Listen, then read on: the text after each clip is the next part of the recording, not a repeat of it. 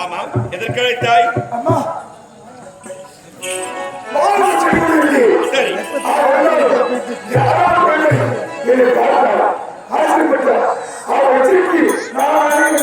ஒரு பெண் வழிமறித்து காமேச்சிக்கு அழைக்கின்றான். அவன் எங்கே இருக்கிற படுபாவி? எனக்கு ஆலயம் கட்டும் திருப்பணி எடுத்து வைத்தாயா? சொல்லியும் கேட்கவில்லை.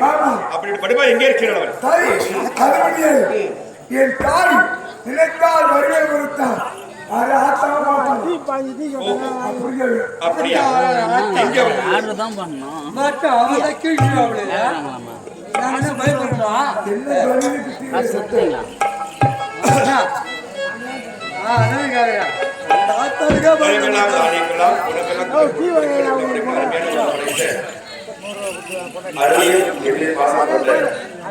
நல்ல ஒரு கலைஞர் தமிழ் விளையாட்டி சொல்லக்கூடிய அம்மை அனைத்தும் வாசித்து ஒரு நல்ல ஒரு கலைஞனாக சட்டத்திலே அனுமதிக்கக்கூடிய அறிமுகப்படுத்தக்கூடிய அருமையின் தம்பி திருப்பையாளர் அவருடைய கவிதா சொல்லக்கூடிய விழுப்புரம் மாவட்டத்துடைய சட்டத்தில் தலைவி இவர் சேர்ந்து அடி அம்பாளுக்கு 100 ரூபாய் அன்பளித்து அன்று நாளைக்கு அவருடைய குடும்பம் எங்கள் சிறப்பு அம்பாளை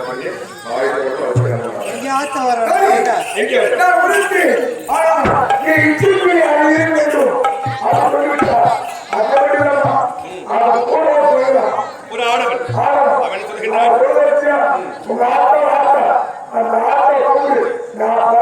அப்படியா? எங்கே அந்த சாமி என் மேல கூட வரலடா. தெருவுல வர சாமி என் மேல வராது. ஆத்தா இங்க வரட்டும்.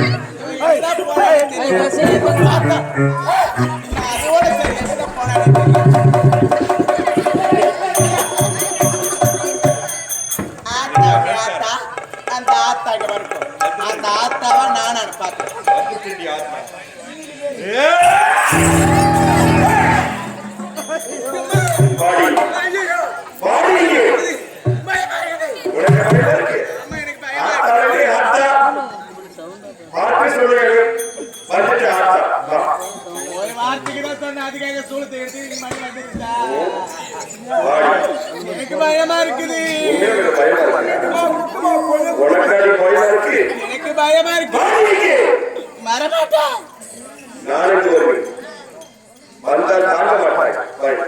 அம்மா அம்மா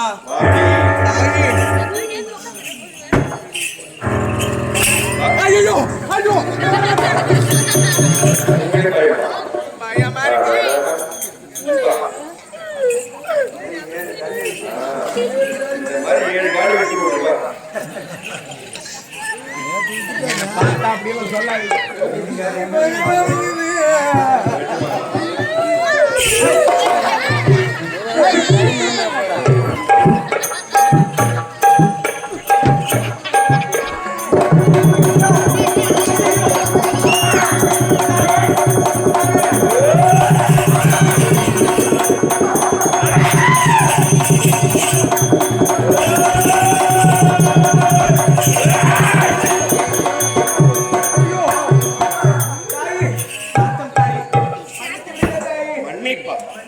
உனக்காடி மன்னிப்பு ஆலயம் கட்டும் திருத்தரை செய்கின்றாய். உனக்கு மன்னிப்பா? மன்னித்து விடுங்கள் தாயே. இது மீது எனக்கு அப்புறம் ஓட முடியாது.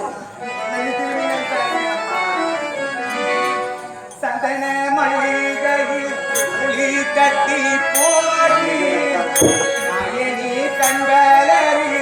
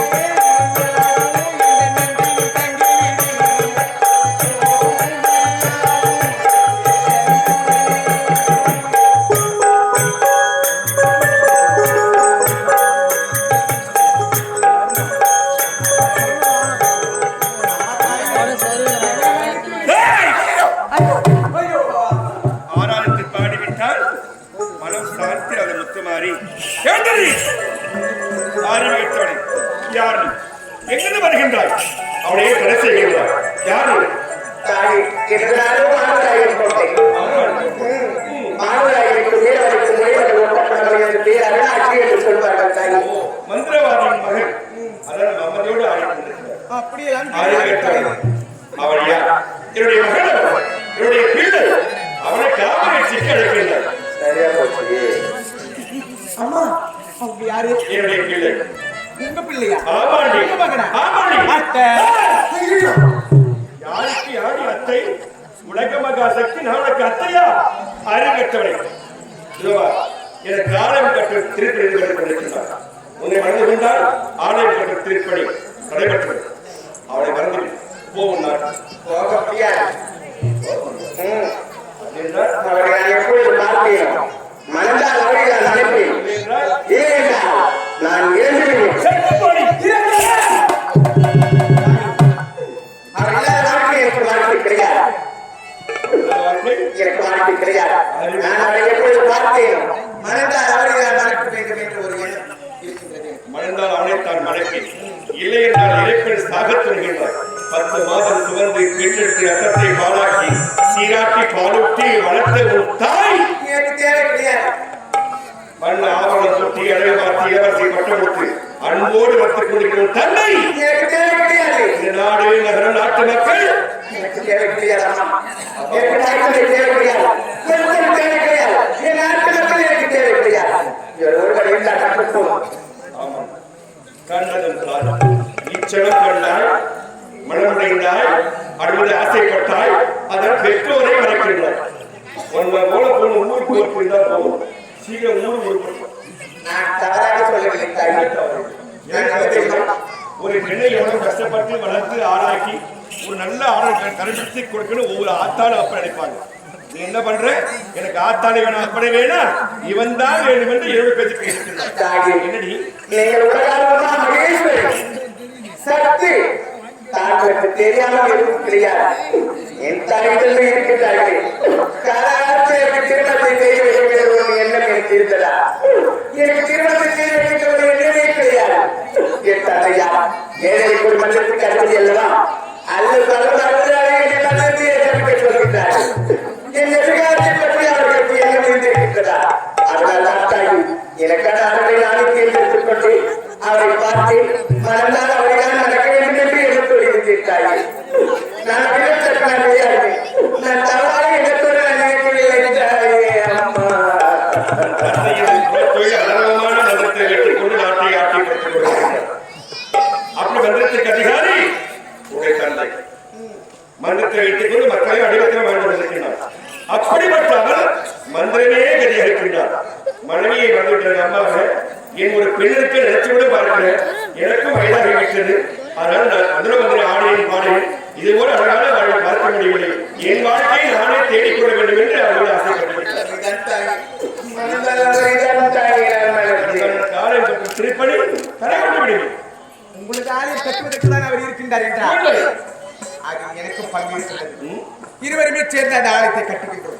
உங்களுக்கு விடிய காலையில் மகா கும்பாபிஷேகம் நாங்கள் இருவருமே செய்கின்றோம். அவன் மீதுல மோகத்தால் பேசுகின்றாயா? என் மீதுல பக்தியால் பேசுகின்றாயா? உங்கள் மீது பக்தியோடு தான் பேசுகின்றேன். மோகத்தால் நான் பேசவில்லை தாய். இதுவரை ஆத்தான வார்த்தை கிடையாது. அவர் எப்போது ஆத்தான அழைச்சோம் நீங்க வந்துட்டீங்களோ இப்படிப்பட்ட ஆத்தாக நான் எப்பெல்லாம் பேசிட்டு இருக்கேன். நீங்கள் வந்து எனக்கு காதல் மோகம் அல்ல. எப்போது ஆரம்பத்தில் திருப்பி ஏற்பட்டிருக்கின்றாரோ நானும் சேர்ந்து அவரோடு அவருக்கு அழைத்து கட்டி முடிக்கிறேன். கவலை வேண்டாம் தாய் என்று அந்த ஆன்மீக உணவோடு பேசிக் கொண்டிருக்கிறார். எப்போது நீ சாக துணிந்தாயோ உன்னுடைய இறப்பு காரணம் இருக்க மாட்டேன். அதனால் அவரோடு பேசி பார்த்து மனம் முடித்து ஒரு ஆவணம் செய்யும். மணந்தால் உன்னைத்தான் மணப்பேன், இல்லை என்றால் இறைப்பெண் சாக துணிகின்றான். அவர் மீது ஆசை கிடையாது. ஏன் தெரியுமா? உங்களுக்கு எந்த பெண்ணிலும் எனக்கு ஆசை இல்லை. அப்படி எப்படி சொன்னாலும் சரி எனக்கு அவள் வேண்டாம். அதெல்லாம் ஒரு கோவில் கட்டணும், கும்பாபிஷேகம் வந்தோம், அதான் என் உணர்வு என்று பேசிக் கொண்டிருக்கின்றார். இருந்தாலும் மணந்தால் உனத்தான்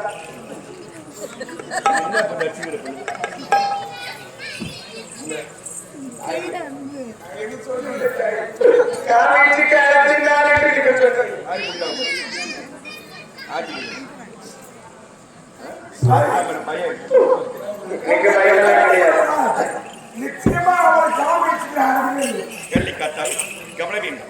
மணந்தால் உன்னைத்தான் மணப்பேன், இல்லை என்றால் இறைப்பேன் சாக தந்துவிட்டார்.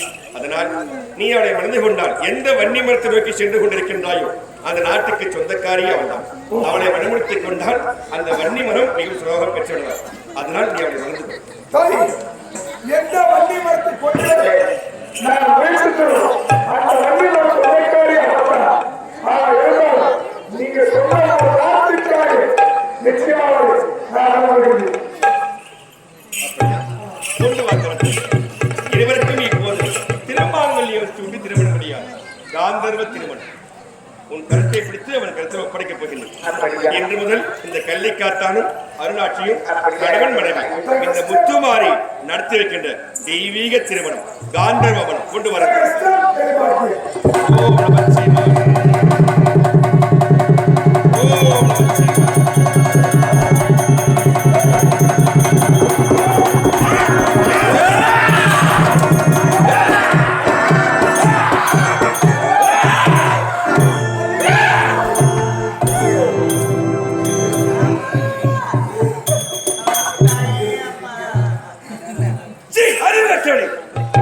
வந்திருப்பது உண்மையின் வீர்வார்த்தை பேசிக் கொண்டிருக்கின்றார். மணந்தால் அவனைத்தான் மனைப்பேன், இல்லை நான் சாகுவென்று இறக்க நெருகின்றாய். கேவலம் ஒரு பெண்ணை உன்னால் எதிர்கொள்ள முடியவில்லை. ஆபத்தினை அழைக்கின்றாய், ஓடி வருகின்றேன். அவனை என்னவே ஆத்தால் நினைக்காம பரவாறு பேசிக் கொண்டிருக்கின்றார். ஆரம்பிக்கட்டும். எனக்கு ஆணை கொண்டு திரைப்படையை நான் கூறியவர் அஷ்டமகா கும்பாசனைக்கு அதையெல்லாம் விடுத்து காம சுகம் இன்ப சுகம் என்னடி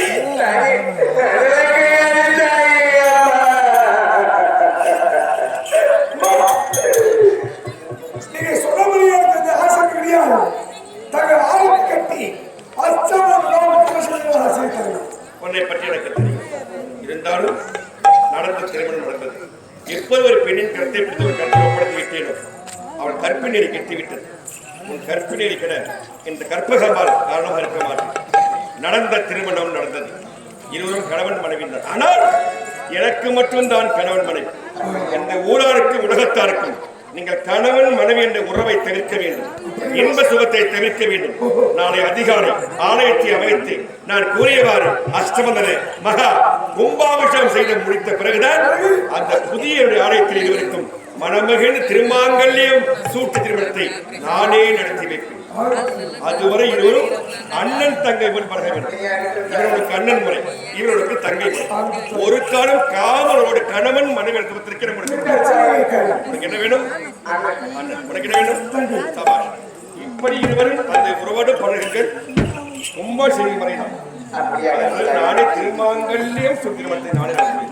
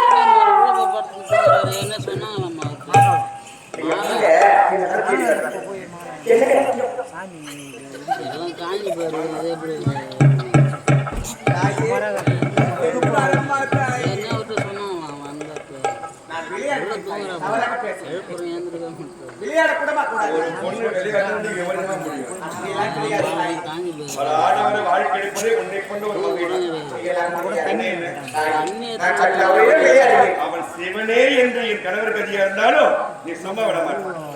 நான் தான் உனக்கு வேணும்னு அவங்க போயிட்டு பேசி நான் சொல்லிட்டு போனேன். அந்த மாதிரி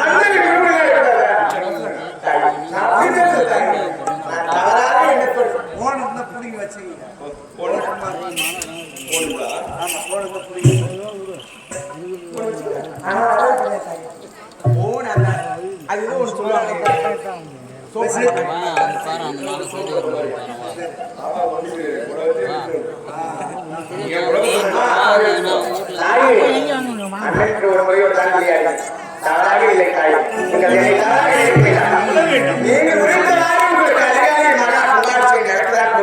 நீங்கள் சிற்றின்பத்தை குடும்பத்தை வெறுத்து வேறு விதத்தை நாடதான் இதுதான் என் மகளுக்கு அப்படியா சொன்னாய் கண்டிப்பாக உனக்கு கிடைப்பான். நானே ஒரு திருமண நடத்தி வைப்பேன். கணவன் மனைவி. அதிகாலை அது வரை இந்த இரவு விடியும் வரை அண்ணன் தங்கை ஐயா பாரு என்ன தெரிய வரீங்க என்னுடைய நாட்டுக்கு வரீங்க நான் செல்லுமான கோட்டை என்னுடைய நாடுதான் அப்படி என்ன பார்த்துதான் நீங்க வரையும்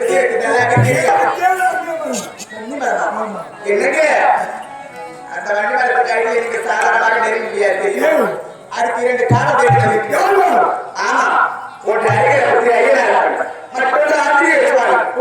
2 காலம் தேடணும் அந்த வண்டி மரத்தை சுற்றி வளம் வந்து கொண்டிருக்கும் ஆனா நீங்கள் அந்த 2 தெய்வத்தையும் மீறி அந்த வண்டி மரத்தை ஏற்க வேண்டும் என்றால் ஒரே ஒரு காரியம் என் தந்தையா ஏழை கோடி மந்திரத்துக்கு அறிவுரை அல்லவா அதில் பாதி மந்திரம் எனக்கு உபதேசம் செய்திருக்கிறார் என் மந்திரத்தால் உங்களிடம் உபதேசம் செய்கின்றேன் அந்த மந்திரத்தை வைத்து வண்டிமரத்தை கைப்பற்றுங்கள்